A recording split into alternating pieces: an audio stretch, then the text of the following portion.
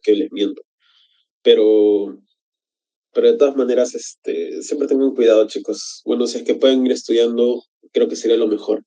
¿Por qué? Porque si ustedes lo estudian ahorita y lo repasan mentalmente, o sea, lo empiezan a añadir a su, ¿cómo decirlo?, a su rutina diaria, repasándolo mentalmente todo el tiempo, entonces se les va a grabar mejor.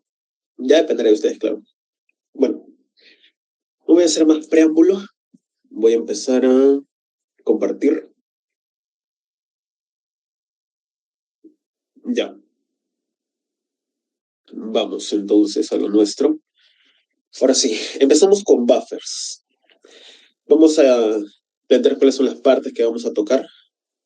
Primero la definición y luego vamos a también aclarar qué es el ácido débil. Esta vez va a ser llamado AH. ¿Por qué? Porque se va a disolver en se va a disociar en dos iones. Pero esta vez un ion va a obtener carga negativa al soltar el ion hidrógeno. Eso se lo voy a explicar más adelante. Y también veremos para qué nos sirve y cómo se genera la ecuación de Henderson-Hasselbalch. ¿Ya? Entonces, primero, la definición inicial. ¿Qué es un buffer? ¿Qué entienden ustedes por amortiguador o solución amortiguadora? ¿Qué está amortiguando? Ustedes saben que un amortiguador es aquello que prácticamente recibe el golpe para evitar daños, ¿verdad? Entonces, para evitar cambios en sí, cambios en una estructura. Eh, entonces, ¿qué estaría haciendo acá un buffer? ¿Qué cambio estaría evitando? Estaría evitando el cambio de pH. Entonces sería, su correcta definición, es una solución con capacidad de amortiguar los cambios de pH. Estos cambios de pH se dan todo el tiempo, e incluso en nuestro propio cuerpo. Nuestro propio cuerpo incluso tiene buffers, un buffer bicarbonato disuelto en nuestra sangre que evita cuando tenemos, por ejemplo, baja oxigenación, aumenta la cantidad de CO2 en nuestro cuerpo y empieza a moverse hacia un lado al otro la curva del oxígeno en sangre y nos puede generar tanto efecto Bohr o Hartley, dependiendo si generamos acidosis o alcalosis. ¿Ya? Entonces, estos conceptos de Bohr y Hartley ustedes lo van a ver en fisiología, más adelante. Son temitas ya de cursos superiores. Ahora, solución acuosa. Tenemos una solución acuosa, ¿ya?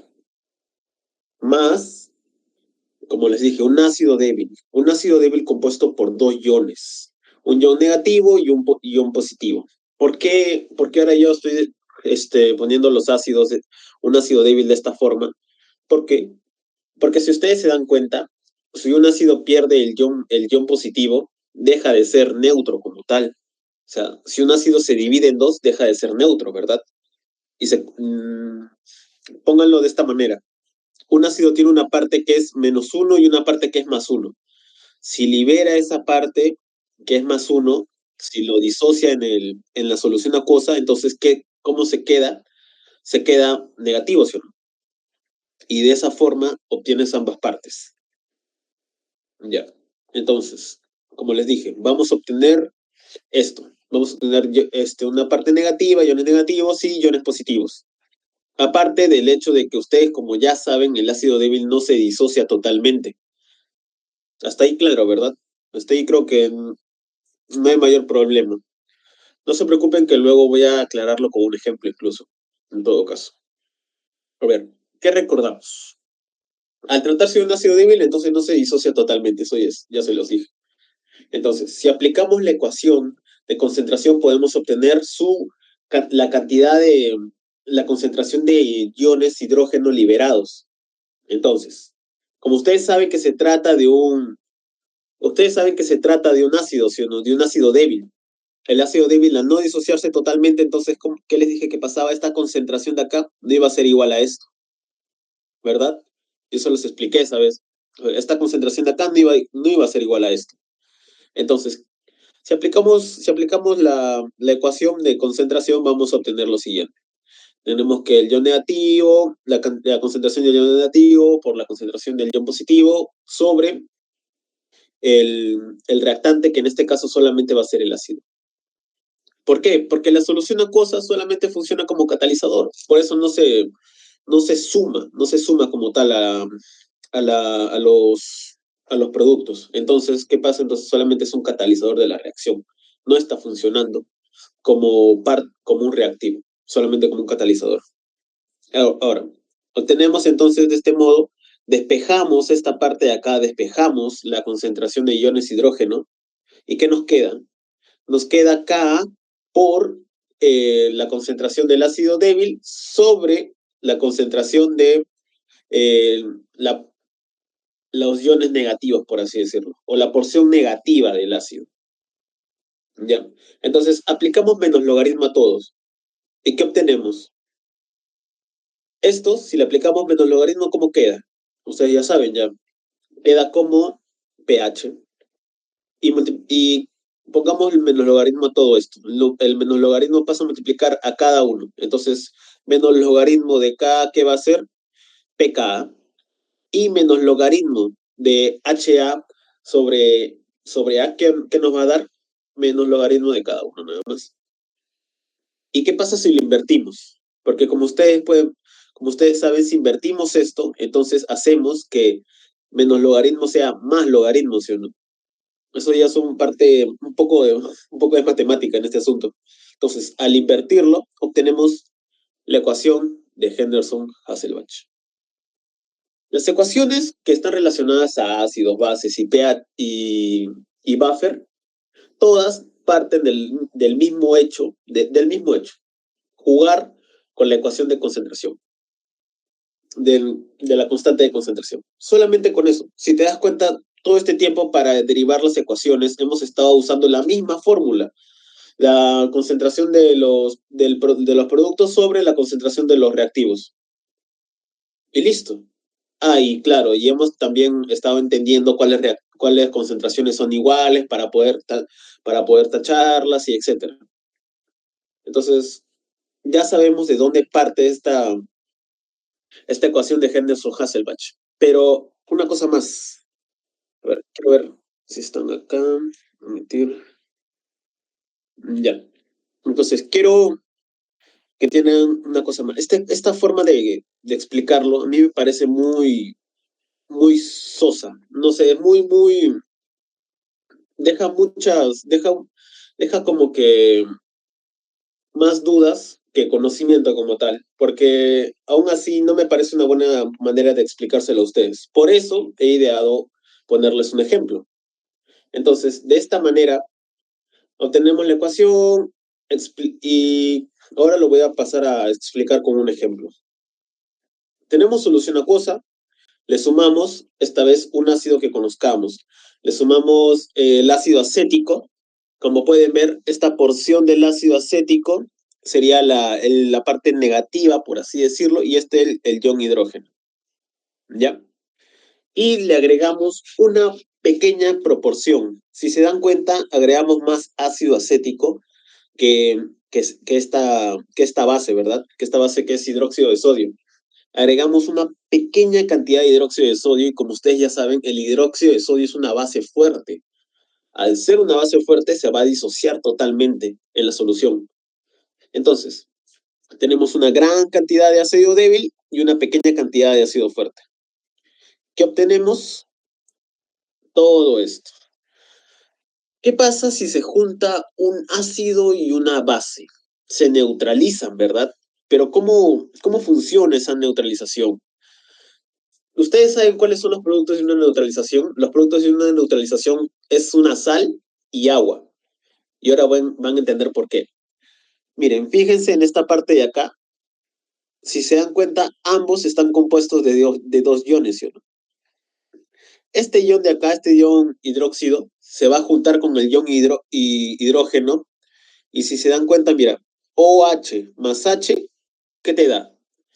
H2O, que es agua.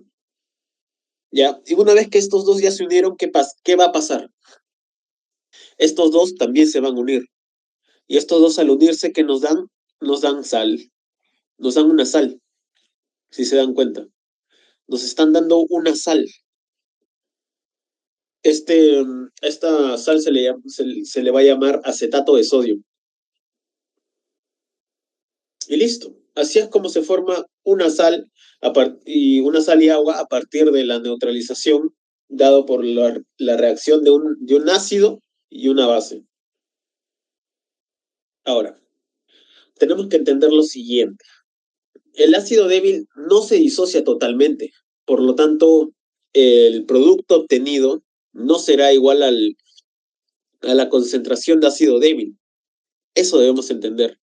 Entonces, la base es fuerte y se disocia totalmente, por lo tanto, el producto, o sea, el producto, claro, me refiero a los productos de la neutralización, sí será igual a la concentración de la base fuerte. ¿Ya? Entonces, recordemos que que los productos de una neutralización son agua y sal. Entonces, si se dan cuenta, yo les dije, cuando nosotros estuvimos hablando de ácidos y bases, les dije que no tomen en cuenta el agua en los productos. ¿Por qué? Porque cuando el ácido se disociaba, no generaba agua como producto. El agua solamente era un catalizador. Entonces, acá si se dan cuenta es una neutralización y sí se está generando agua como producto, agua que no estaba en la solución, se está generando agua nueva. Entonces, esta vez sí debemos contarla como parte de los productos.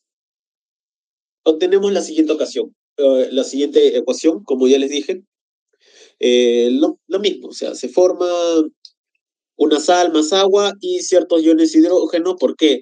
Porque como les dije, hay una mayor proporción de ácido débil. Entonces, obtenemos la siguiente ecuación y esta ecuación la podemos. ¿Qué hacemos con toda ecuación que obtenemos? Ustedes ya saben, ya le aplicamos la constante de concentración. Aplicamos constante de concentración a la fórmula que obtuvimos. ¿Y qué obtenemos? Recuerden, reactantes sobre productos. Obtenemos esto. Pero como yo ya les dije, ustedes ya saben esta parte ya, se disocia totalmente. Entonces, esto va a ser igual a los productos de la neutralización. Va a ser igual a la concentración de la sal o del agua, a cualquiera de las dos. Entonces, si es así, entonces podemos quitar el agua, quitar la concentración de agua y quitar la concentración de NaOH, ¿verdad? Quitamos entonces a la base fuerte y al agua. ¿Qué obtenemos? Obtenemos que la sal conjugada, esto se le llama una base conjugada, digo, que la base conjugada, ¿por qué base conjugada? Porque es una base que se forma a partir de un ácido débil. Entonces se le llama base conjugada, porque si se dan cuenta tiene una estructura similar a la del ácido del cual provino. Entonces tenemos a la base conjugada sobre el ácido débil y a la vez está siendo multiplicado por la concentración de iones hidrógeno. Entonces, ya despejamos los iones hidrógeno. Igualito, hacemos lo mismo. ¿Qué obtenemos? Iones hidrógeno es igual acá por ácido acético sobre acetato de sodio. Luego aplicamos menos logaritmo a todo. Ya saben, esa es la clásica, es lo que siempre hacemos. ¿Qué obtenemos? Obtenemos lo mismo. Si se dan cuenta, este pH es lo mismo, prácticamente lo mismo que hemos estado obteniendo. Estamos obteniendo la concentración de sal, la concentración de ácido sobre la concentración de sal. Y si lo invertimos para volver este menos en más, obtenemos la ecuación de Henderson-Hasselbalch. ¿Se dan cuenta? Entonces todo está completamente relacionado. O sea, no es que salga de cualquier lado esta ecuación o que sea un invento, no, sino es que todo proviene desde una base. Y por eso, o sea, mi idea es que ustedes entiendan la teoría. Una vez que entiendan la teoría, pueden responderla de manera más sencilla e incluso pueden aplicarlo a la práctica. ¿Para qué? Una vez que ustedes aplican la teoría a la práctica, logran consolidar ambos conocimientos y ya no necesitan estar memorizando tanto, solamente memorizan los datos extra. O incluso ustedes pueden ir deduciendo esos datos. Entonces, un buffer se puede formar partiendo de un ácido débil y una base fuerte. O sea, se forma partiendo de ello. Pero ¿qué lo compone en sí? O sea, lo compone un ácido débil y una sal conjugada. que funciona, que también se le puede llamar base conjugada. Entonces, ustedes deben entender eso, o sea, se puede formar partiendo de ello, pero no significa que esté compuesto, que termine un buffer esté compuesto de ello. Ya. Ahora, ¿cómo funciona un buffer? Acá les voy a explicar cuál es la fisiología en sí de los buffers, su funcionamiento. Utilicemos el ejemplo anterior. ¿Por qué? Porque con ese ejemplo ya he estado trabajando y con eso ustedes ya han ido entendiendo un poco. A ver, tenemos ácido acético más hidróxido de sodio, va a ser igual a acetato de sodio más agua y iones hidrógeno. Entonces, esta vez nos vamos a concentrar solo en las partes que conforman el buffer. Porque ustedes saben que el buffer, esta parte de acá que está entre paréntesis, es como un adicional a la teoría que ya tienen de los buffers. El buffer neutraliza parcialmente. ¿Por qué parcialmente? Porque en sí un buffer puede aguantar, por ejemplo, que ustedes agreguen una base o un ácido fuerte, pero no va a neutralizar todo. O sea, siempre va a haber una parte que no logren neutralizar y esa parte va a hacer que cambie el pH. Ahora, tenemos iguales proporciones de ambos productos. Ya saben, un buffer está compuesto por un ácido débil y su base conjugada. ¿Ya? Entonces tenemos el ácido débil, tenemos su base conjugada en una solución acuosa. ¿Qué le vamos a sumar? Le vamos a sumar más NaOH, ¿ya? Le vamos a sumar hidróxido de sodio. Entonces, ¿qué obtenemos? Ustedes ya tienen acá la ecuación, ¿sí o no? Ustedes ya tienen acá la ecuación. Ustedes pueden deducir qué va a pasar. Si estamos agregando esta solución acuosa, si estamos agregando esta solución acuosa, la cual tiene el ácido acético, estamos agregando hidróxido de sodio, entonces, ¿qué va a pasar? ¿Qué vamos a obtener como resultado? Vamos a obtener más base conjugada, ¿sí o no? Más acetato de sodio. Y eso se explica de esta forma. El ácido, cuando tú ingresas una base fuerte a un buffer, el ácido se va a sacrificar para formar mayor cantidad de acetato de sodio, evitando que el pH de esta solución cambie drásticamente. ¿Se dan cuenta? Entonces, esto es prácticamente lo que pasa. Cuando entra una, cuando entra una base fuerte, entonces el ácido del buffer se va a sacrificar para neutralizar esta base fuerte. ¿Y qué va a pasar? Va a reducir su concentración, como pueden ver acá, reduce su concentración y aumenta la concentración de su sal conjugada. Esto desestabiliza un poco el buffer, pero el buffer aún así va a amortiguar el hecho de que cambie drásticamente el pH de la solución. Así es como funciona un buffer. Esa es toda la magia. Entonces, ¿qué pasa si agregamos un ácido fuerte? Lo contrario. Si agregamos HCl, por ejemplo, ya saben ya. Entonces, estamos agregando ácido.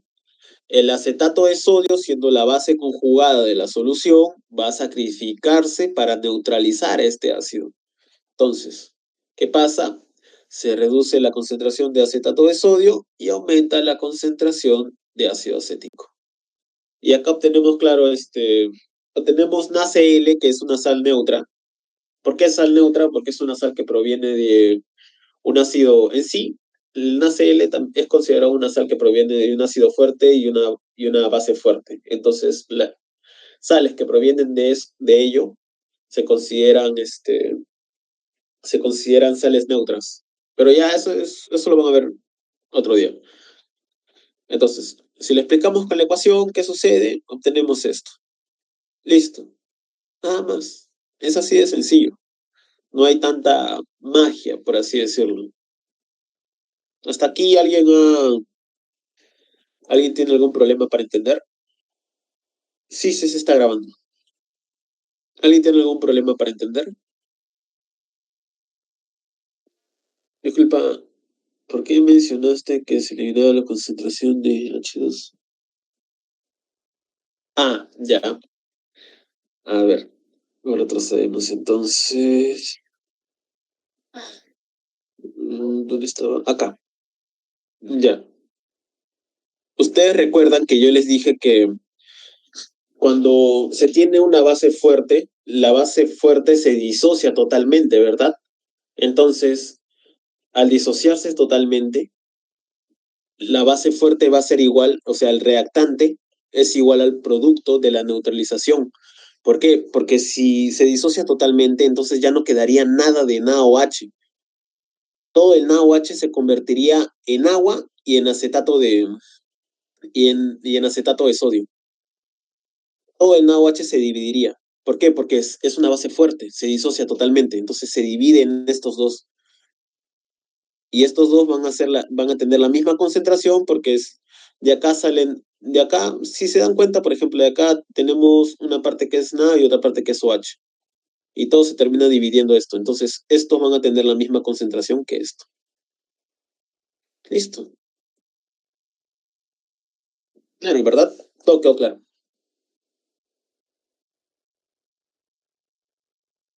Bien. Bueno, entonces continuamos. Ay, no, ya les spoileé la clase ya. Bueno, ya. La sal, claro, la sal se sacrifica para formar la sal, o sea, la base conjugada se sacrifica para formar sal neutra y más ácido débil. Ya. Entonces, esa es la idea. O sea, si agregas una base fuerte, se sacrifica el ácido. Si agregas un ácido fuerte, se sacrifica la base. Y así es como funciona. Entonces, si le aplicándole la ecuación de Hasselbalch, si agregamos una concentración X de ácido fuerte, ¿qué va a pasar? Yo ya les dije ya que se reduce la concentración de qué? De la base, ¿sí o no? De la base conjugada. Entonces, ¿no sería lógico que tengamos que restarle esa cantidad de ácido fuerte a la base conjugada y esa misma cantidad tendríamos que sumársela al ácido? Pues porque ustedes recuerdan que cuando agregamos un ácido fuerte se reduce la base conjugada, pero se aumenta el ácido débil de la solución, ¿sí o no?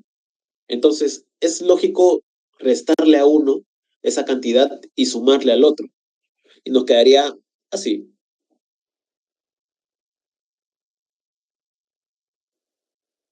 Si le aplicamos la ecuación de Henderson-Hasselbalch, entonces nos queda de la siguiente forma. Y así es como tenemos cuánto cambia el pH después de agregarle cierta concentración o cierta molaridad, cierta cantidad de moles. ¿Y por qué les digo que acá podemos trabajar con moles? Eso ya les expliqué a ustedes también. Ustedes saben que todo esto se trabaja a un mismo volumen. Mejor esto se lo explico un poquito más adelante, porque lo tengo en un ejemplo gráfico. Ya ver. Entonces, quedaría así, ¿sí o no? La concentración de la sal menos la concentración de la cantidad de ácido que hayamos agregado. Y listo. Y esta misma cantidad se le suma al ácido. Ahora entienden por qué, porque ustedes ya entendieron la fisiología de cómo funciona de los buffers. Si le agregamos X de una base fuerte, entonces lo contrario. Ya saben que cuando agregamos base fuerte, se sacrifica el ácido, pero se le suma a la sal. Y listo. Tenemos lo siguiente. Podemos, y también no solamente eso, o sea, una vez que ya obtenemos cómo cambia el pH, una vez que ya obtenemos el pH nuevo, después de aplicar esta fórmula, podemos encontrar la variación de pH. ¿Cómo? La variación de pH es el pH inicial, o sea, antes de iniciar este paso, obviamos y solamente calculamos el pH normal. Y luego de eso, para calcular el pH final, sí le restamos y le sumamos las moles y todo eso. Listo. Ahora, ¿qué otra aplicación de la ecuación de Henderson-Hasselbalch hay? Como ya les dije, esta es la ecuación, pero si recordamos, la concentración es número de moles sobre volumen, ¿sí o no? Y tanto la sal como el ácido se encuentran en un mismo volumen, ¿por qué? Porque están disueltos en la misma solución acuosa. Entonces, como están disueltos en la misma solución acuosa, tienen el mismo volumen. Y al tener el mismo volumen, ¿qué pasa? Tenemos moles de sal sobre volumen, sobre moles de ácido sobre volumen. Si ambos volúmenes son iguales, entonces ambos se pueden anular. ¿Y qué nos queda? Acá está gráficamente lo que les estaba diciendo, moles de sal sobre volumen, moles de ácido sobre volumen. Entonces procedemos a despejar el número de moles y ¿qué obtenemos? Obtenemos la relación molar. Si despejamos esta parte de acá, obtenemos la relación molar. Miren, acá si se dan cuenta, el pKa pasa a restar al pH y luego de eso nos queda el logaritmo de la relación de moles, ¿sí o no? Del número de moles de sal entre el número de moles del ácido. Entonces el logaritmo pase hacia el otro lado y quedaría antilogaritmo de pH sobre pK. pH menos pK. Y todo esto sería igual a la relación de moles. ¿Y qué hemos hecho? Solamente hemos despejado. Solamente hemos despejado la fórmula que ya conocíamos. Ahora, tenemos que reconocer que con la ecuación de Henderson-Hasselbalch no solo obtenemos la capacidad de amortiguamiento o variación de pH, sino que también podemos obtener la relación molar de la sal y el ácido. Eso es justo lo que hemos hecho hace un ratito, lo que les estaba explicando. Otra cosa más, como ya les dije, yo no doy por hecho que ustedes conozcan ciertas cosas, así que lo recalco por si acaso. El antilogaritmo de cualquier cosa es 10 elevado a esa cosa, ¿sí? Por ejemplo, el antilogaritmo de x sería 10 elevado a la x.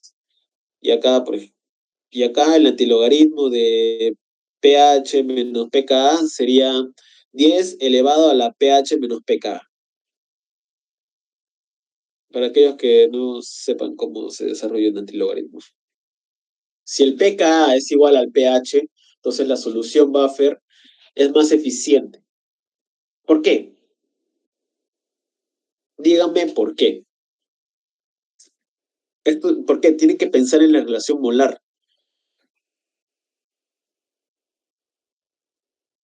A ver, ¿alguien sabe por qué? ¿Por qué el buffer es más eficiente cuando el pH y el pK son iguales?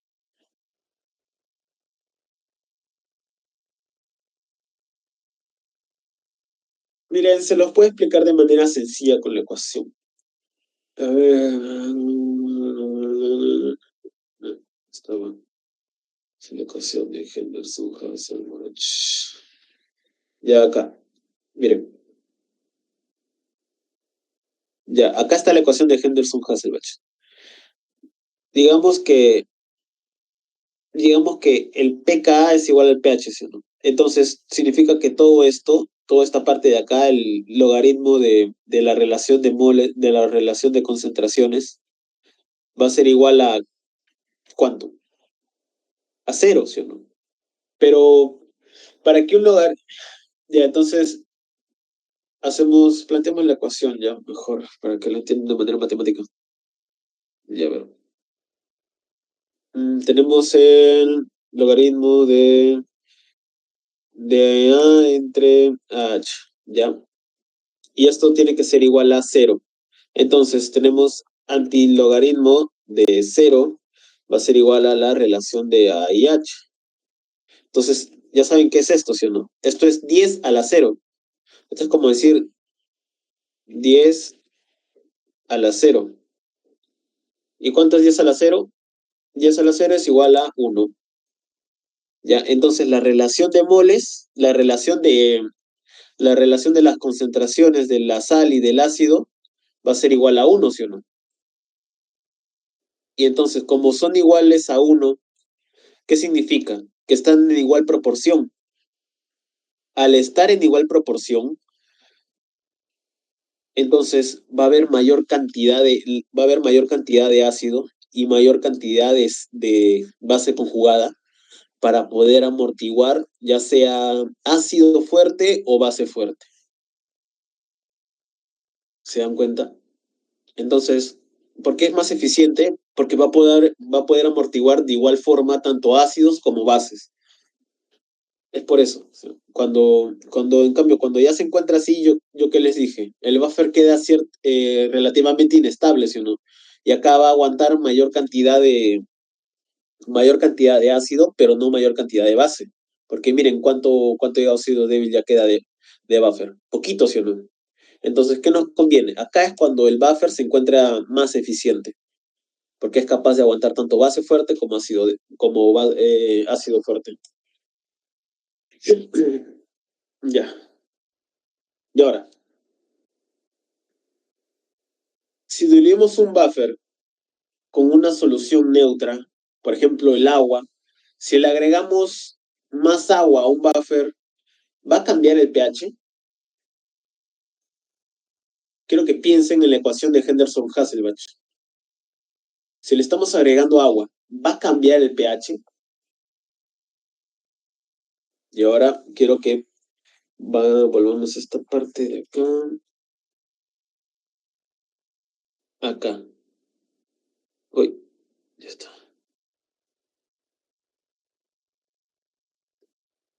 Díganme, ¿acaso estamos agregando un ácido? ¿Acaso estamos agregando una base? No, sí o no. Entonces, si no estamos agregando nada de esto, solamente estamos aumentando el volumen, pero ustedes ya saben que el volumen acá se anula, ¿sí o no? Entonces, ¿qué pasa? El pH no va a variar. Si agregamos una solución neutra, el pH no va a variar. Si le agregamos agua, por ejemplo, un buffer, el pH no va a variar. Claro que experimentalmente en sí, si le agregan agua pura o agua ultra pura o agua de laboratorio de biología molecular, entonces obviamente tampoco va a variar el pH experimentalmente. Pero ¿qué pasa? El buffer sí se debilita. O sea, al estar más diluido, el buffer sí llega a debilitarse, pero eso no significa que vaya a cambiar el pH. ¿Por qué? Porque como ya saben, acá en esta ecuación se puede anular fácilmente el volumen. Acá lo que más importa es el número de moles de la sal y el número de moles del ácido. Ahora, vamos a... acá. Ahora, vamos a ver los tipos de ejercicios con la ecuación de Henderson-Hasselbalch que les puede venir a ustedes.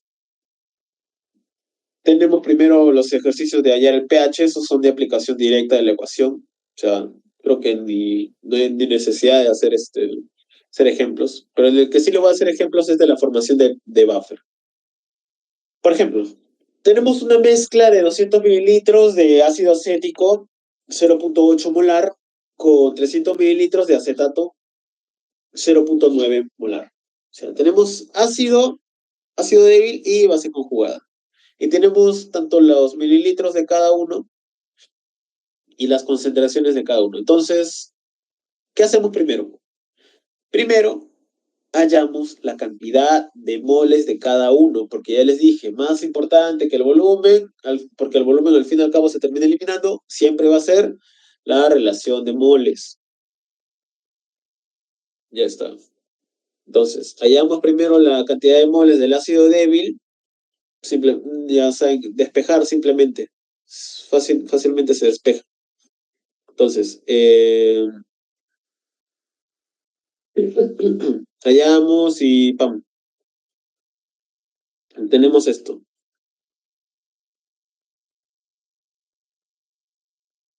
Y segundo acá. Y tercero, hallamos la concentración de buffer si sabemos que está compuesto de moles de ácido y de sal. Acá ya obtuvimos las moles. ¿Ya?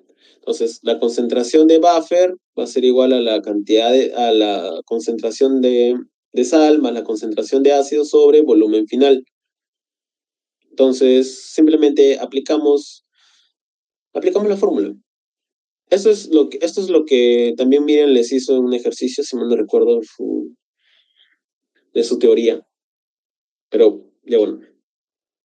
O sea, es simple. La aplicación de la fórmula como tal es bastante sencilla.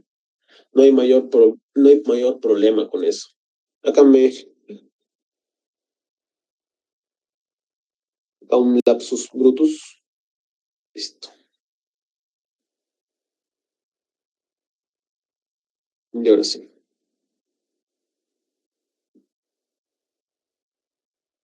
Hallamos primero la cantidad de moles. Acá pasa algo, ¿verdad? Algo que quería comentarles. Lo que sucede es que, miren, hasta acá obtenemos moles, ¿verdad? Acá obtuvimos las moles del ácido débil. Pero ¿qué pasa? He visto que ustedes durante su clase añaden un paso más, que es dividirlo entre el volumen total. Si te das cuenta, sumamos 200 más 300, ese es el volumen total del buffer. Entonces, el volumen final sería. Entonces, lo dividen acá y obtienen la concentración como tal. Pero siendo más precisos, creo yo, si se dan cuenta, esto dimensionalmente no cuadra, porque acá estamos obteniendo este número de moles sobre volumen.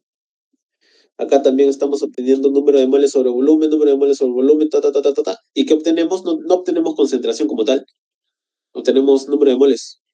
O sea, obtenemos, no, de hecho, obtenemos número de moles sobre volumen al cuadrado. ¿Por qué? Porque estamos dividiendo dos veces el volumen acá.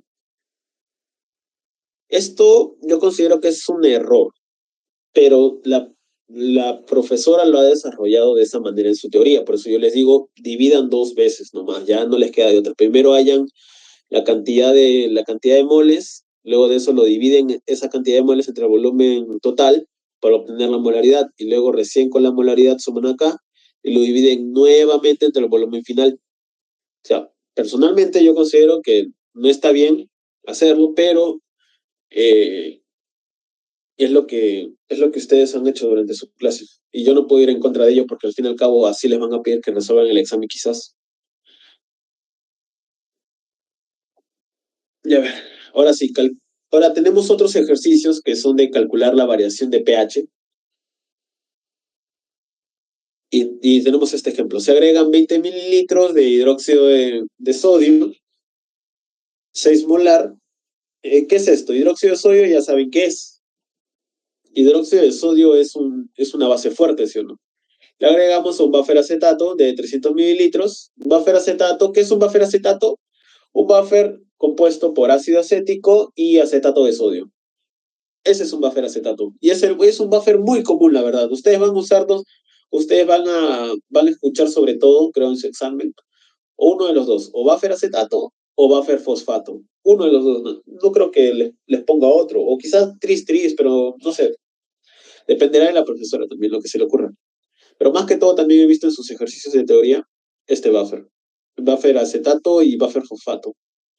A ver, tenemos buffer acetato de 300 mililitros. Este es el volumen total compuesto por ácido acético. Ustedes ya saben que esto significa el ácido débil del buffer. Ácido acético 2.66 molar y, y la base conjugada 2.42 molar. Nos piden calcular la variación de pH si el pKa es de 4.74. Recuerden que el pKa del buffer acetato es 4.74 o 1.8 por 10 a la menos 5, es lo mismo. Entonces, ¿qué hacemos primero? ¿Cuál es el primer paso? Determinamos las moles. Recuerden la importancia de las moles. ¿Ya? Entonces, determinamos la cantidad de moles añadidas. ¿Cuántas moles se han agregado? 0.12 moles. Entonces, ahora sí, hallamos el pH inicial, el pH antes de agregarle el hidróxido de sodio. Aplicamos simplemente la ecuación, la concentración de cada uno de los componentes, ya saben, ya. Pam, pam, pam, pam, pam, pam, pam, y nos sale 4.7. Ahora, hallamos el pH final, que va a ser el pH final, en el cual sí vamos a sumar y restar la cantidad de moles de la base fuerte. Pero recuerden, como es una base fuerte, entonces se le va a sumar a la sal esa cantidad de moles, pero se le va a restar al ácido esa cantidad de moles. La misma cantidad. ¿Y qué obtenemos? Obtenemos que esto nos termina saliendo cero y nos sale 4.74. Ahora, nos piden hallar, nunca se olviden de eso, nos piden hallar la variación de pH, sobre todo porque su examen no va a ser de claves, sino va a ser procedimental, Así que no olviden esta parte también. Si les piden variación de pH, tienen que hallar la variación de pH, no dejen el ejercicio a medias. Entonces, ¿qué hacemos? Restamos pH inicial entre menos pH final y obtenemos esto. Esta va a ser la variación. La variación, en sí, como es una variación, a veces te piden valor absoluto nada más. Si pones 0.04 y ya está. Ahora, hay un cuarto y último tipo, que es encontrar la cantidad de ácido y sal utilizados. O sea, ustedes van a tener la posibilidad de cualquiera de estos tipos de ejercicios en su examen. Pero sobre todo yo considero que posiblemente les venga uno de planteamiento de ecuación directo. O si le vienen dos, le va a venir quizá también este es un poquito menos probable, pero más probable yo considero calcular variación. Sí, más probable calcular variación. ¿Por qué? Porque la profesora por lo que me dio a entender, es que quiere que entienda cómo funciona un buffer y cómo funciona cuando se le agrega ácidos eso. Entonces, si ustedes preparan un buffer acetato de ¿partiendo de qué? De 0.5 o sea, a ver, tiene la concentración del buffer acetato, que va a ser 0.5 molar, y hoy tiene 800 mililitros de volumen final.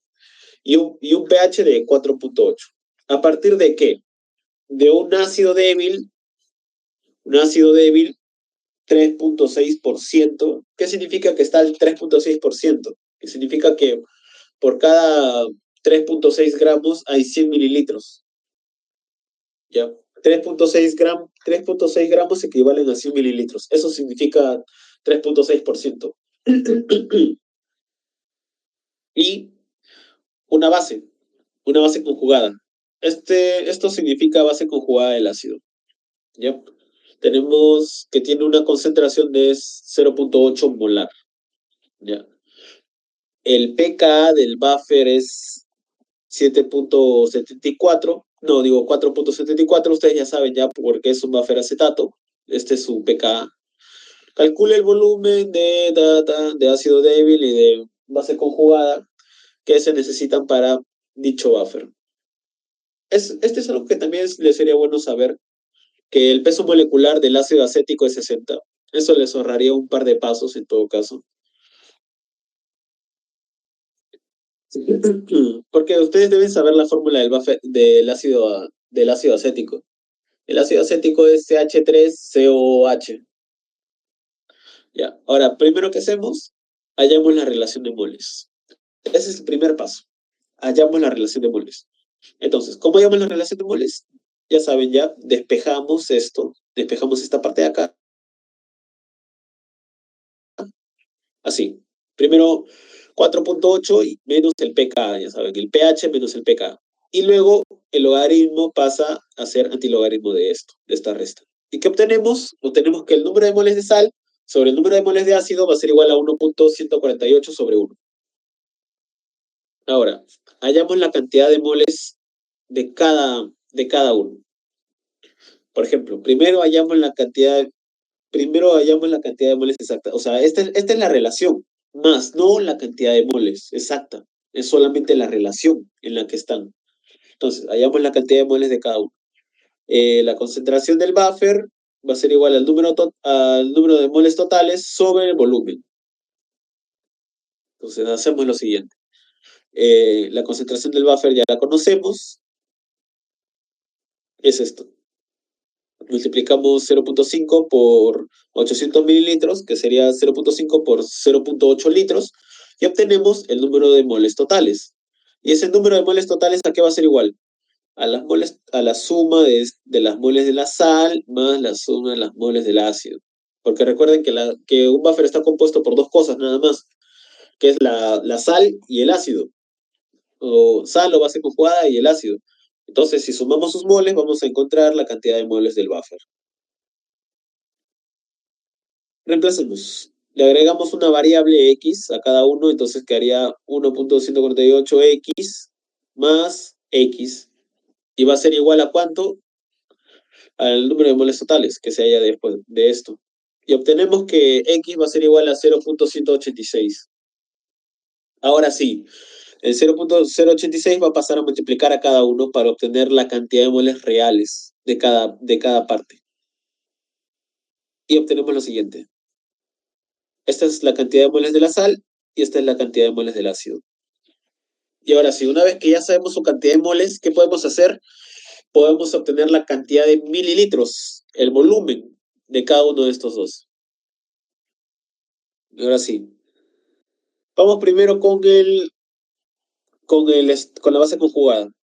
Entonces, ya saben, ya utilizamos la misma fórmula, molaridad va a ser igual a número de moles sobre volumen. Despejamos el volumen, o sea, simplemente pasa el volumen hacia el otro lado y pasa el número de moles a dividir y obtenemos esta fórmula para calcular la cantidad de volumen. Entonces, si ya sabemos cuál es su concentración, porque acá nos dan su concentración, entonces podemos reemplazar nada más. O sea, acá me quedó al revés. Ya, pero ya bueno.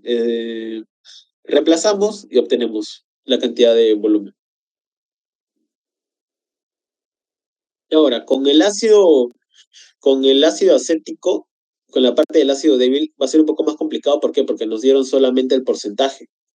Pero del porcentaje, si conocemos el peso molecular, entonces podemos decir que 3,6 gramos sobre 100 mililitros, si ambas partes multiplicamos por 10, obtenemos que 36 gramos sobre un litro, ¿sí o no?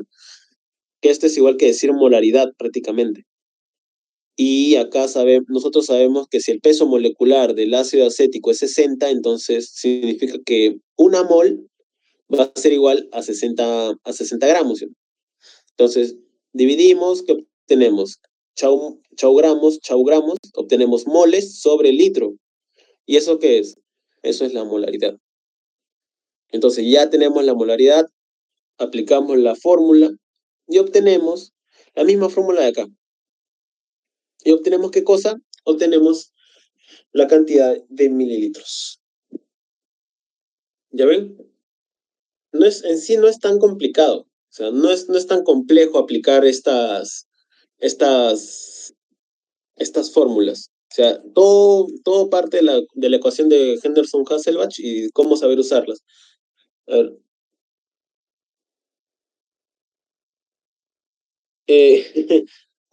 a un buffer se le llama solución amortiguadora o tampón también. Eso es lo que es un buffer. O sea, todo eso, o sea, buffer o se le llama buffer o solución amortiguadora o solución tampón. Tiene esos tres nombres. Incluso recuerdo haber leído un libro de bioquímica otros nombres que se le ponen, ¿ya? Entonces, es esto principalmente. Acá voy a corregirlo de una vez. Listo. Y ya está.